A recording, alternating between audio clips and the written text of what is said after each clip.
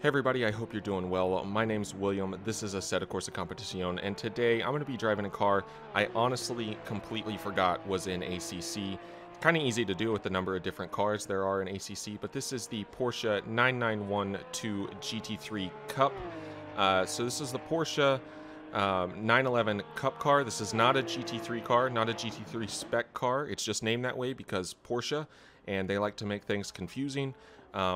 I'm sure a lot of you will understand that, but it does catch some people out. This is not a GT3 car. This is the Cup car. It has less downforce, no traction control, completely standalone car, and it is an absolute blast to drive. I love the 911 Cup cars. It's my favorite car in iRacing, and in all honesty, I can't believe I forgot it was in ACC. So, gonna be driving it today. Gonna be taking it for a hot lap, and then going over the setup as well for it. If you haven't tried this car out, I'd highly recommend it. It was a ton of fun to drive and really challenging. Completely different beast to a GT3 car, and way different than a GT4 car.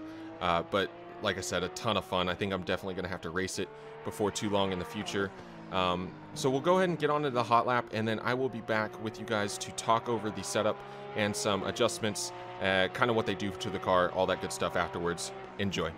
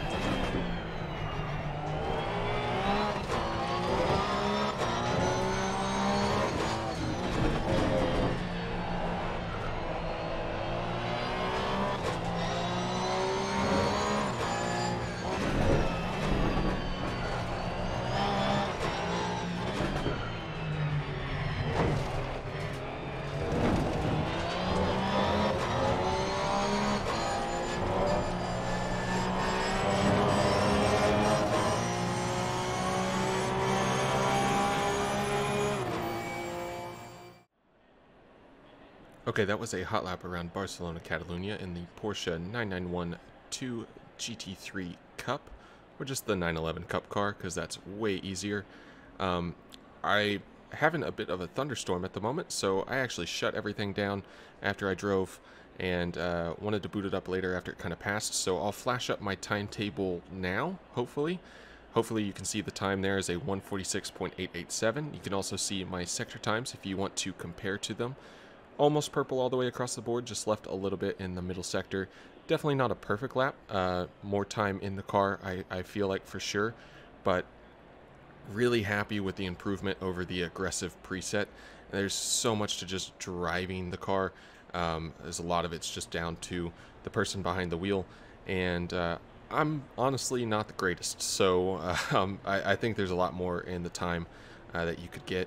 But the car is a ton of fun. It's an absolute blast to drive. We'll take a look at the setup now. I did start with the aggressive preset, as I said, as I generally do. And this is what I wound up with.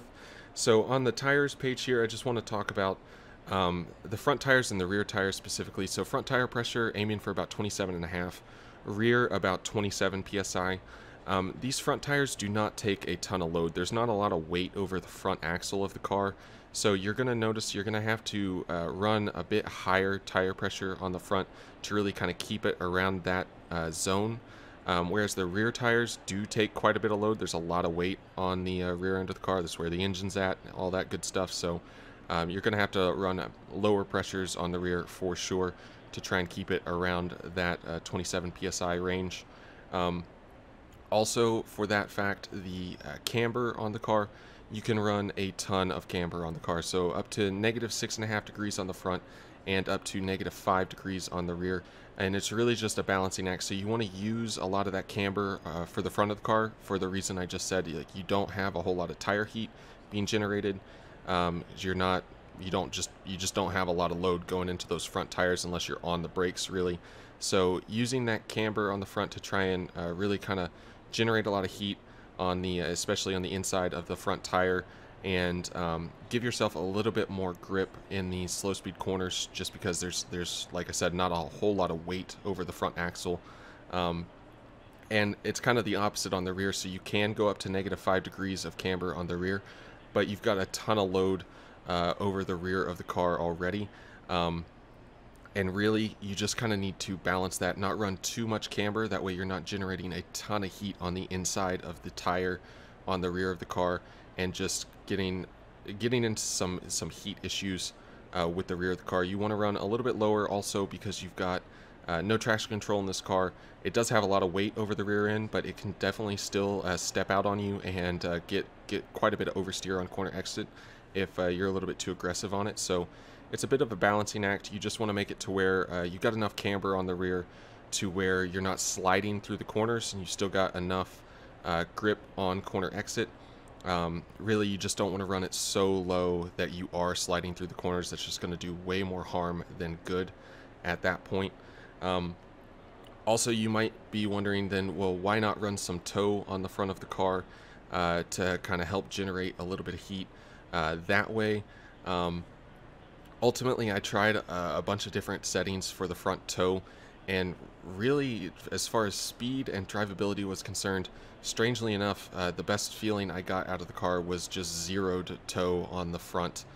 So it is what it is. You're welcome to obviously try running some different tow settings on the front of the car. Generally speaking, you would think you would want to run some negative tow on the front of the car, give yourself a little bit more turn in at the cost of middle of the corner grip, mid corner grip. I think that's the word I was looking for. But realistically, I found that I lost way too much in the middle of the corner and didn't really gain anything on turn in other than some instability. So for the electronics, the only aid you have in this car is the ABS. You don't have traction control. You have no ECU maps to try and help you with like maybe a different throttle map or anything like that. So all you got is this ABS. I would say definitely try and use it. Running it higher than I normally would for like a GT3 car. Normally I wouldn't run 5 unless the track was pretty green or maybe slightly slippery or something like that. But it really improved the drivability of the car for me, having this ABS and actually using a pretty high setting of it. So don't be afraid to play with the ABS and find a setting that suits you and your track conditions. For the brake pad compounds, front and rear on 2, that's the best just general brake pad compound. It's really good for longer races, but you definitely can use it for shorter races and qualifying. However, if you want to really try and get the most out of qualifying or a short sprint race, you can try the brake pad compound 1 for the front and rear. Just don't plan on running that if you're running some kind of an endurance race where you really, if you're running longer than an hour or something like that, you shouldn't be on brake pad compound 1, at least from what I've heard from others and my experience. For the suspension side of things, probably no shocker, I've moved my brake bias back over the aggressive preset. Trail braking is super important in this car. You got to keep that front end loaded up somehow, and you typically do that with the brakes. So running a lower brake bias to kind of help me with the feeling of trail braking into the corner. A very personal setting though. If you need to tweak it, definitely go ahead and go for that. The other thing I want to talk about on the car is really it's just a balancing act of rotation versus a grip.